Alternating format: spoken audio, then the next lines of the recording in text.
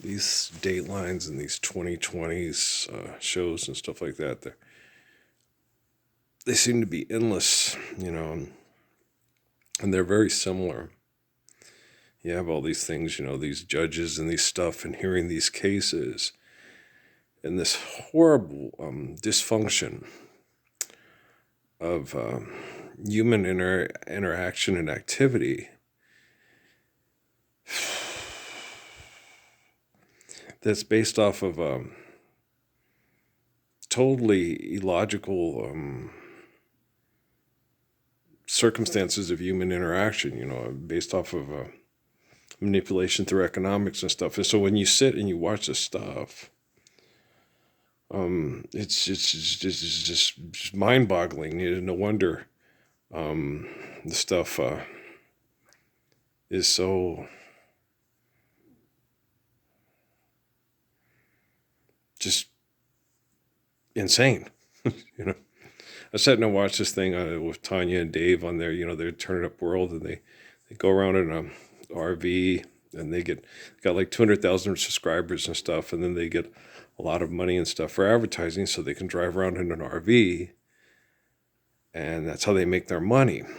And they went to this thing in Kentucky with this giant Noah's Ark, okay, with allegedly all this for a tourist thing, and a shop, and it sells paintings for $6,000 and all these things to come visit this, right? And support local economies and stuff. And it has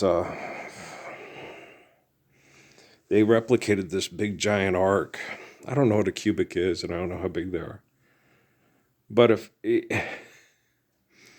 in the Noah Ark time, about Noah, the story about Noah in the Bible that they would have, that would be an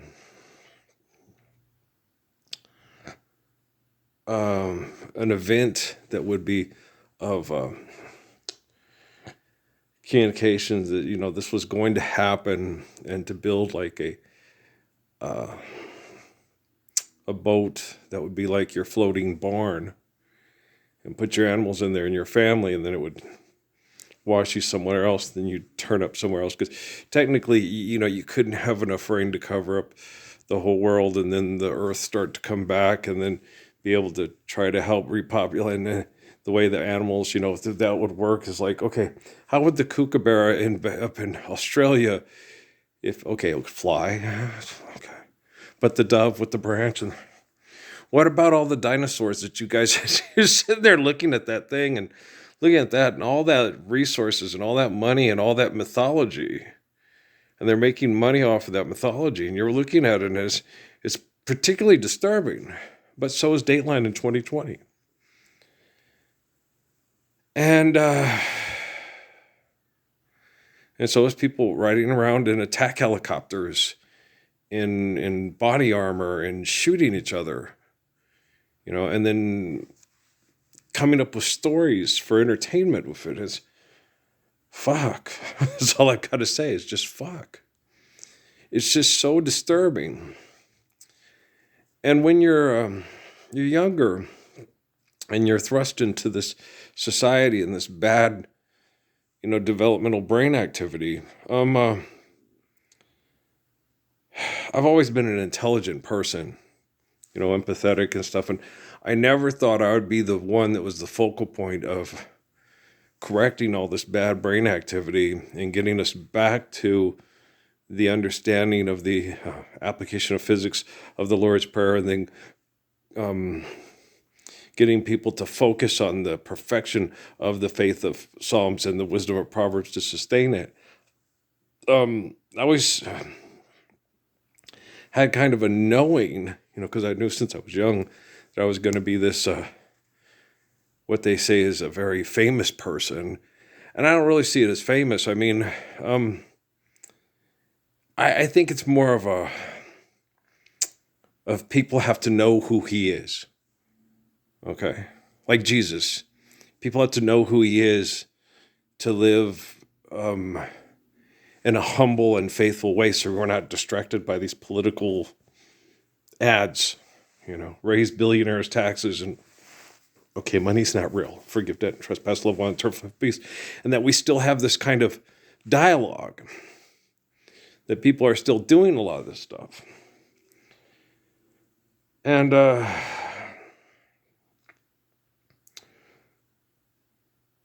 discussed many times over the last 16 years, about how we could still have things like, but it would be more intelligent to do it regionally than it would be, like with sports and like how we do high school. High school is probably, because of the money involved, is our most intelligent way of doing sports, athletics for health reasons. Okay. Because they try to coach the kids to not be dirty and hard, and if the coaches get too out of whack, they correct them or fire them, and it's local. Okay, you get in a bus and you go from in sparsely populated states like here in Wyoming, you have to go. A lot of times it's 100, 200 miles to the next town that you can go play in basketball, right? And in El Paso, as far as district play goes, you're driving across town, same like within Phoenix and stuff. And so most of your games are just going, in the same area, 20, 30, because especially if it's dense population, like you're densely populated in El Paso and Phoenix and stuff, you're driving 20, 30 miles for every game. And sometimes less. A lot of your rivals are 5 miles down the road, like in Cruces. There's not more than probably 8 miles distance between, almost all the teams play near Mayfield High School. That's where they play their football games. Okay, so all the games, they don't have a stadium to play the games at Centennial, Oregon Mountain. Maybe they do. They're practice facilities. Okay. Well, when I was a kid, the Cruces and Mayfield both played their home games at Aggie Memorial Stadium on campus. Okay. And then in the 80s, the same thing happened. Cruces and Mayfield played their home games at the new Aggie Memorial Stadium, just southwest of campus. Okay. The old Aggie Memorial Stadium was right in the center of the campus. Right. And that's where they played to accommodate the crowds, because the games were quite popular, and the stadiums they had at the high schools didn't accommodate the crowds as well. So then they got together as a community, and probably to make money instead of the university make money off of it, and built what they call the Field of Dreams, which holds about 10,000 people to go to the high school football games here in Las Cruces. So, but it's bizarre. It's absolutely bizarre to see people still dealing in these dynamics of the Byzantine Empire and the Roman Empire, and understanding that the Egyptians, the Byzantines, and the Romans, okay, were all proven genocidal, irrational, and insane by the thoughts, words, and actions of Jesus Christ and others like him. And we've had the linguistics written down on paper for over, for almost 2,000 years. It hasn't been over 2,000. Because I believe it was 70 years after Jesus was crucified that the Bible was written and then started being read publicly and stuff. So it's not 2,026 years. 2,026 years since he spoke the word and lived the deeds, and people were like, and the spoken word was going out and saying, this guy's right, and this tribal mythological gibberish insanity is wrong. But here we are watching 2020 Um, a young mother is found murdered, seemingly at the hands of a home intruder, you know. And it's in Fairfax County, Virginia, okay, which is near Washington, D.C., right? Our nation's quote-unquote capital, you know, where they drafted a constitution based off of the same faith of the Holy Bible, the spoken word of Jesus Christ. Forgive debt and trespass, love one, eternal, faithful peace. Life's eternal grace is infinite. Share, care, given discord, needs, built to last. And these people go to school and are seen as public figures and they're called public defenders and public prosecutors and a judge and, you know, someone that sits and assesses situations and tries to pass proper judgment on how to stop these people from behaving this way, like King Solomon, right? Okay, you don't believe life's eternal, grace is infinite. Okay. You don't understand how to share, care, given accords, deep, built to last. You don't understand how to honor the natural laws given to us by the glory of God, not to put at risk and destroy all things that we need for the life of sacrifice through human invention and manipulation. Take the baby and cut it in half, right? No. Okay, she's the real parent, right? And my children have all been cut in half. You know, they don't feel as if they have a father. They think their father's a crazy man who thinks he's a fictional character from ancient times. You know, I guess I can't. When you sit and you listen to me talk, when you're, you know that whole thing about that, I say, you know, what person in their right mind could forget how much I love babies, right? And that's you know, what person in their right mind. And so you sit there and you look at this and what I've been doing online since June of 2009, back in Sierra Vista, Arizona, that, you know, anybody in their right mind would sit there and go, why is this man still having to pick up this phone and load videos on YouTube to try to get people to live truthfully and faithfully so we won't be destroying each other through our invention and our egos? You know, why is this still happening? This guy's supposed to be, you know, he has what he talks about is, yeah. And when you read Book of Revelation, okay, well, this is the guy, he's the real deal, you know. But then, like I said many times through this, I questioned, you know, when I sat and I watched the stuff about Haile Selassie, and I was like, well, that information was awfully convoluted and stuff.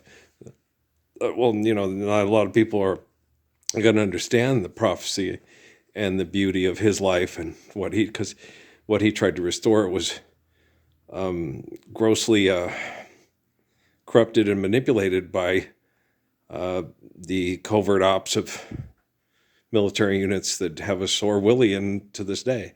But then with and Sun Yat-sen, but Sun Yat-sen died, you know, back around the World War I and World War II era, you know, stuff. So his was also corrupted heinously and horribly. The way that they did with Selassie died in the 1970s, you know, when we had better ways of communicating, and lots of people talked to him. But look what happened with the corruption of stories that people like what happened with Alhaj Malik al-Shabazz and the Kennedys and so forth. So you sit there and look at it. But then when you look at the collected writings and recordings of the public speaking of Datiro Suzuki and Judah Krishnamurti, I remember sitting there, you know, and me and Alvin, my friend in Sierra Vista, we talked like that, you know, and a lot of people, you know, and young Terrence Diaz Jr. said, they didn't listen to Jesus, makes you think they're going to listen to you. But that young man, Ryan, who worked at the library here in Cruces before going back to Colorado with him and his wife, who said, you have something that your uncle Jesus didn't have, your relative Jesus didn't have. You have mass communications. He said, yeah, but so did Haile Selassie and Krishnamurti.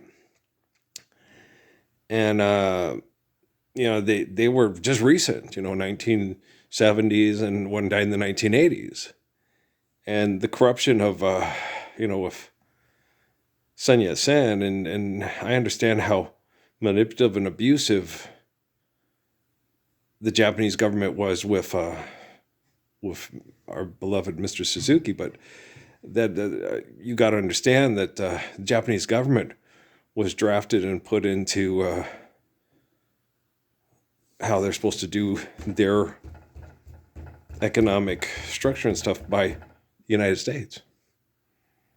The same people that caused the Holocaust through their economic moments and then had to put down Hitler because he got out of control, liquidating all the assets from these people they vilified as the Christ killers to build their war machines through manipulating their money. It's just, when you look at the whole, it's sick.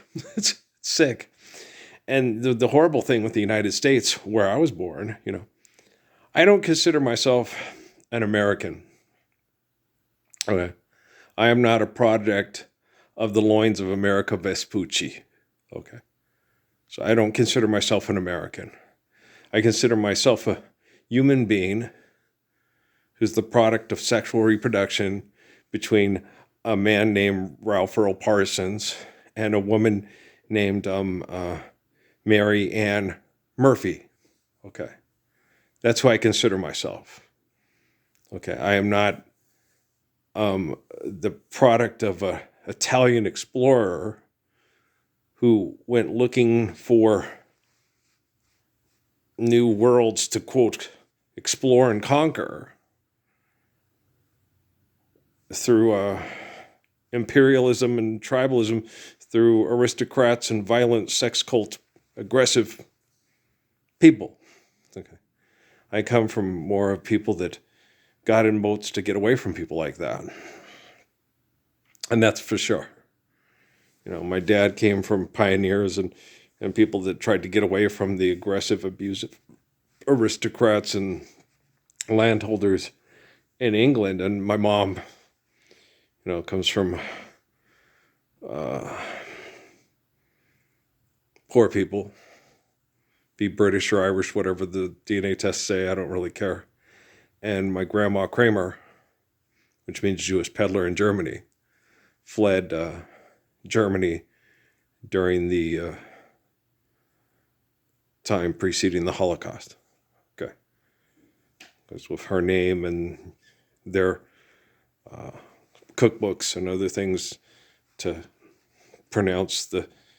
tell you that what kind of religious beliefs they followed, it was too dangerous for them with the political, social climate of genocide through economics to stay in Germany, that they had a chance to survive being murdered and having their assets, which are money, being liquidated to feed a war machine for insane socio-psychopaths. They had a better chance of surviving that kind of insanity here in the United States than they did in Germany. The propaganda wasn't at the same insidious tribal division fighting levels in the United States as it was in Europe. The United States just made lots of make-believe money to feed their war machine by buying into that tribalism and then having them kill each other and make money off of the liquidation of the assets and the moving of what they perceived as assets to manipulate people that are clinically insane. It's bizarre. I sit and as a history major in school, I always knew a lot of this stuff was so crazy and knew it quite extensively. And most of it comes, I don't read a lot of books. Um, I pretty much listen to the stories and then connect to the books and connect to the people in the stories, and then I communicate with the people, and they talk to me. And the information that I get from the communications, as opposed from the books, are more intelligent, make more sense, are based on reality and not fiction. And I've had these kind of conversations and these understandings since the time I was really young. Mom read me to Mary Sanis's book about two very important men in the United States. One was a man named Crazy Horse, and the other one was his brother that was murdered when he was about 17. He was assassinated by his own people. Well, his mother's people. Well, his father's people too, because the Custers helped engage in the assassination of High Hump, and because of economics and manipulation, people accepting money as power.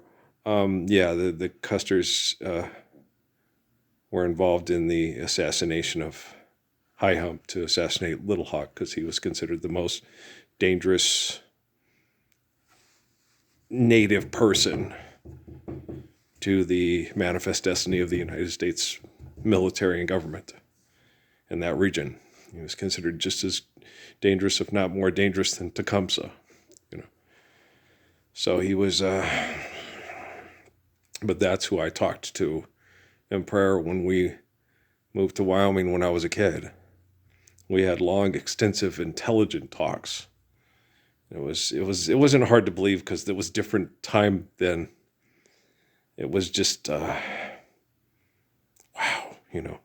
impressive having talks with young man that was 13 when he was 13 or 14, and we were about the same age, and how mature, and, he had to walk around because he was abused for being a half-breed and stuff, and be able to walk around in Wyoming in the winter and get a horse and get shelter and hunt and provide food for himself so he wouldn't die, and then take it to a woman that he wanted to show he was capable of marrying and having kids with. And he was an exceptional human being. Thinking to myself, I came from a different society. If life forces you to do that, you do it too. You go up and you go and you understand how to deal with horses and ride the horse and track the animal that you need to find the deer, take a bow and arrow, kill the deer, dress the deer, prepare the meat, take it to that woman's father and say, I brought this for you, Father, so I may, be around your daughter. I knew you'd be here. I know what a good young man you are. You're welcome to stay here in camp, and to have to prove yourself that you can do things to make life better and keep his wife, and his children protected from aggressive and abusive people, right?